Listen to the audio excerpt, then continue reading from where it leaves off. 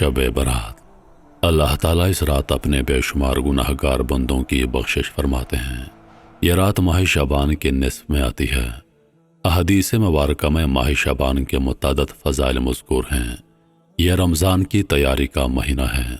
صحابہ کرام رضوان اللہ علیہ و اجمعین نے اس ماہ کی عبادات کے بارے میں نبی کریم صلی اللہ علیہ وآلہ وسلم کا یہ معمول ذکر کیا ہے کہ حضور پاک علیہ الصلوۃ والسلام اس مہینے میں کثرت سے روزے رکھتے ہیں، بلکہ حضور علیہ الصلوۃ والسلام نے امت کو اس ماہ کی فضیلت کو حاصل کرنے کی ترغیب نہایت دلنشین انداز میں دی ہے۔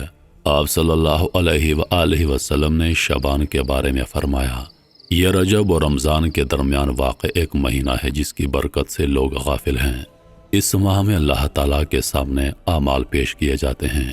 میری خواہش ہے کہ میرے اعمال اس حال میں پیش ہوں کہ میں روزے سے ہوں، بلکہ ام المومنین سیدہ عائشہ صدیقہ رضی اللہ تعالی عنہا کی روایت سے معلوم ہوتا ہے کہ حضور پاک علیہ الصلوۃ والسلام اس ماہ میں روزوں کا اہتمام اس لیے فرماتے کہ اللہ تعالیٰ سال بھر میں فوت ہونے والوں کے نام اس ماہ میں لکھوا دیتے ہیں۔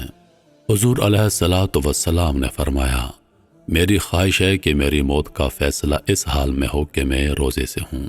اس ماہ میں ایک رات جو کہ شب برات کے نام سے معروف ہے، فارسی زبان کے اس لفظ کا معنی ہوتا ہے نجات پانے والی رات۔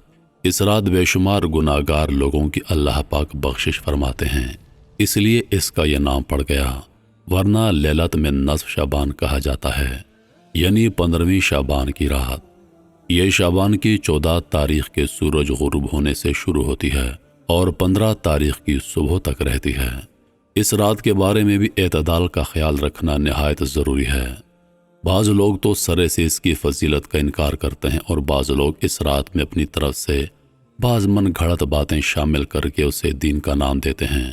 اس رات کی فضیلت کے بارے میں تقریباً 10 صحابہ کرام سے روایات ہیں جن میں مشترکہ طور پر یہ بات پائی جاتی ہے کہ اس رات کے فضائل موجود ہیں۔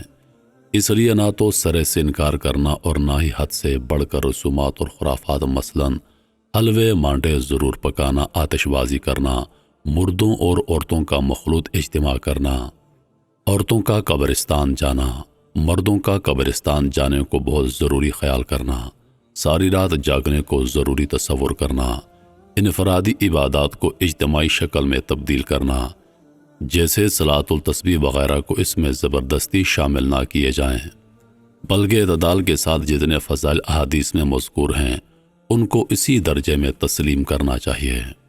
حضرت علی رضی اللہ تعالی عنہ سے روایت ہے کہ رسول اللہ صلی اللہ علیہ وآلہ وسلم نے فرمایا، جب شعبان کی 15ویں شب ہو تو اس رات میں قیام کرو اور اس دن کو روزہ رکھو، اس لیے کہ اللہ تعالیٰ غروب آفتاب کے وقت سے آسمانی دنیا پر اعلان فرماتے ہیں، کیا کوئی ہے مغفرت طلب کرنے والا کہ میں اس کی مغفرت کروں؟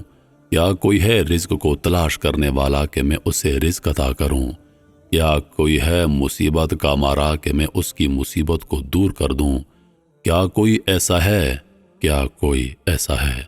حتیٰ کہ صبح تک کا وقت ہو جاتا ہے۔ اس رات عشاء اور فجر کی نمازیں وقت پر باجماعت ادا کریں۔ اپنی ہمت اور توفیق کے مطابق نفل نمازیں خاص کر کے نماز تہجد ادا کریں۔ انفرادی طور پر صلاۃ التسبیح پڑھیں، قرآن پاک کی تلاوت کریں، کثرت سے اللہ تعالیٰ کا ذکر کریں، اللہ تعالیٰ سے خوب دعائیں مانگیں، دنیا اور آخرت کی بھلائیاں مانگیں، خاص کر اپنے گناہوں کی مغفرت چاہیں۔ اس رات میں قبرستان جائیں، اپنے اور میت کے لیے دعائیں مغفرت کریں۔ اس رات کی فضیلت میں مذکور روایات کا خلاصہ یہ ہے کہ اللہ تعالیٰ اس رات کو تمام مخلوق کی مغفرت کا اعلان فرماتے ہیں سوائے چند بدنصیب لوگوں کے۔ وہ بدنصیب لوگ یہ ہیں، نمبر 1، مشرک، یعنی اللہ تعالیٰ کی ذات اور صفات خاصہ میں کسی مخلوق کو شریک کرنے والا۔ صفات خاصہ سے مراد وہ صفات ہیں جو صرف اللہ تعالیٰ کے ساتھ ہیں، مثلاً بغیر اسباب کے محتاج ہونے کی زندگی اور موت دینا، رزق دینا، اولاد دینا، عزت و ذلت دینا، بگڑی بنانا، مشکلات کو حل فرمانا وغیرہ۔ نمبر 2، قاتل، یعنی کسی کو ناحق قتل کرنے والا۔ نمبر 3، زانی، یعنی وہ شخص جو اسلام کے مقرر کردہ جائز طریقے سے ہٹ کر جنسی خواہشات کی تکمیل کرتا ہے وہ زانی کہلاتا ہے۔ زنا کا اصل مفہوم یہ ہے کہ مرد اور عورت بغیر نکاح کے آپس میں جنسی ملاپ کریں۔ فقہ کرام فرماتے ہیں کہ زنا اور لواطت دونوں کے لیے وعید ہے، یعنی کوئی مرد کسی عورت کے ساتھ یا کوئی مرد کسی اور مرد کے ساتھ یا کوئی عورت کسی اور عورت کے ساتھ جنسی ملاپ کرتے ہیں تو یہ سب زنا میں شمار ہوتے ہیں۔ نمبر 4، شرابی، یعنی وہ شخص جو شراب پیتا ہے۔ یاد رکھیں کہ شراب پینا حرام ہے، چاہے اس سے کسی کو نشہ چڑھے یا نہ چڑھے، کم مقدار میں پیے یا زیادہ مقدار میں پیے، خوشی کے موقع پر پیے یا پریشانیوں کو کم کرنے کا بہانہ بنا کر پیے، ہر حال میں شراب ناجائز اور حرام ہے۔ کافی احادیث میں شرابی آدمی کے بارے میں سخت وعیدیں موجود ہیں، جن سے ثابت ہوتا ہے کہ شرابی شخص اللہ اور رسول اور تمام مومنین کی نگاہ میں برا ہے۔ ایسے شخص کے بارے میں اندیشہ ہے کہ اس کا خاتمہ ایمان پر نہیں ہوگا۔ شراب کی طرح دیگر نشاور چیزیں مثلاً بھنگ، چرس، افیون وغیرہ بھی ناجائز اور حرام ہیں۔ نمبر 5، متکبر، جس کی بخشش اس رات میں نہیں ہوتی، یعنی وہ شخص جو حق بات کو ضد کی وجہ سے قبول نہ کرے اور غلط نظریات پر جمع رہے، اپنے سے کم حیثیت لوگوں کو حقارت کی نظر سے دیکھے، غرور اور گھمنڈ کی وجہ سے اس کی گردن اکڑی رہتی ہو، دوسروں کو کمتر اور خود کو برتر سمجھنے والا شخص متکبر کہلاتا ہے۔ اللہ کے نبی نے فرمایا وہ شخص جنت میں داخل نہیں ہوگا جس کے دل میں رائی کے دانے کے برابر تکبر ہوگا۔ نمبر 6، والدین کا نافرمان۔ اس بابرکت رات میں جب گناہگاروں کی بخشش ہو رہی ہوتی ہے تو دیگر چند بدنصیبوں کی طرح والدین کا نافرمان بھی اللہ کی رحمت سے محروم رہ جاتا ہے۔ والدین کی نافرمانی کو ایک حدیث پاک میں شرک کے بعد سب سے بڑا گناہ شمار کیا گیا ہے۔ کبیرہ گناہوں کی فہرست میں والدین کی نافرمانی سر فہرست ہے۔ ایک حدیث پاک میں ہے کہ والدین یا تو انسان کے لیے جنت کا باعث ہیں یا پھر جہنم کا۔ اگر ان سے حسن سلوک کرے گا، ان کی خدمت کرے گا اور ان کی ضروریات کو ادب و احترام سے پورا کرے گا تو جنت ورنہ جہنم۔ اس لیے یہ اتنا بڑا جرم ہے کہ اس رات جب اللہ تعالیٰ کے رحم و کرم کے بادل برس رہے ہوتے ہیں تو والدین کا نافرمان پھر بھی محروم رہ جاتا ہے۔ نمبر 7، بغض رکھنے والا، یعنی وہ انسان جو اپنے دل میں اپنے کسی دوسرے مسلمان کا برا سوچے، دل میں محبت کے بجائے نفرت پالے، اس کے لیے پیار کے جذبات کے بجائے دشمنی رکھے، اسے راحت دینے کے بجائے تکلیف دینے کے منصوبے بنائے، عزت دینے کے بجائے رسوا کرنے کی جستجو میں لگا رہے، اسے خوشیاں دینے کے بجائے پریشانیوں میں مبتلا رکھے، وہ شخص کینہ پرور کہلاتا ہے۔ شب برات میں ایسا شخص بھی اللہ کی رحمت سے محروم رہ جاتا ہے۔ اس سے معلوم ہوا کہ اپنے مسلمان بھائیوں کو پریشان کرنا، تکلیف دینا، ان سے دشمنی رکھنا، ان کا برا سوچنا اللہ کے ہاں اتنا بڑا جرم ہے کہ دریائے رحمت کے جوش کے وقت بھی ایسا انسان محروم رہ جاتا ہے۔